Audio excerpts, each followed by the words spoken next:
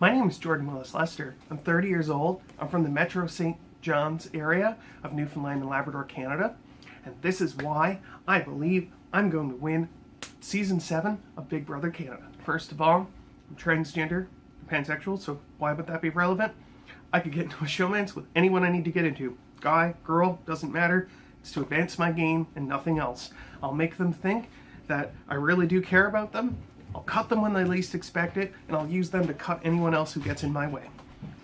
So essentially, I'm very good at I can give you a straight face that I'm being honest with you and tell a lie so convincing that I've even convinced myself. I also work at a temp agency, which means I'm used to expecting the unexpected. Someone getting sick, someone not showing up for work. I'm thrown into a situation where I maybe know absolutely nothing about the dynamics, and in a couple short minutes or hours, I have to assess the job situation and perform well enough that they'll want to have me back. Which the fun thing about the game Big Brother is you play it 1 week, 1 day at a time.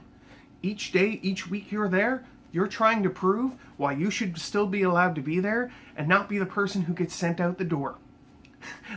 That's literally what my job is in. Oh, and what's the other thing that'll make me different? I got a major in communication studies and a minor in political science.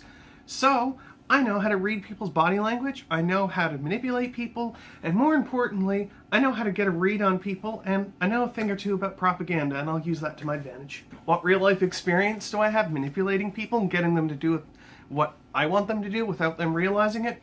Fall 2014, there's a political convention in Newfoundland and Labrador in downtown St. John's. There's a room of delegates, 800 people.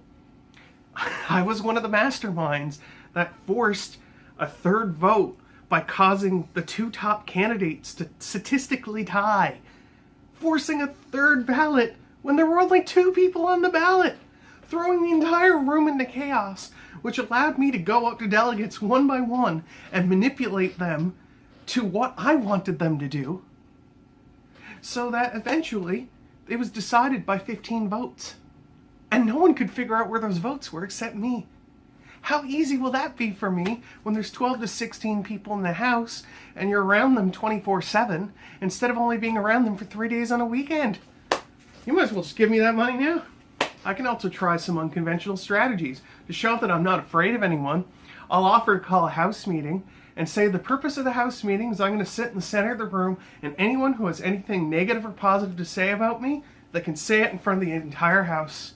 I'm essentially going to challenge them to let them roast me, to show that not only am I not afraid to make moves to take them out, but I'm basically saying, come at me. If you want to try to take me out, do it to my face, because if you try to backstab me, don't worry, I'll backstab you.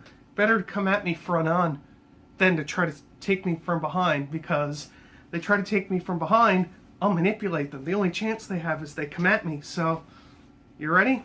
Because I'm going to win the 7th season.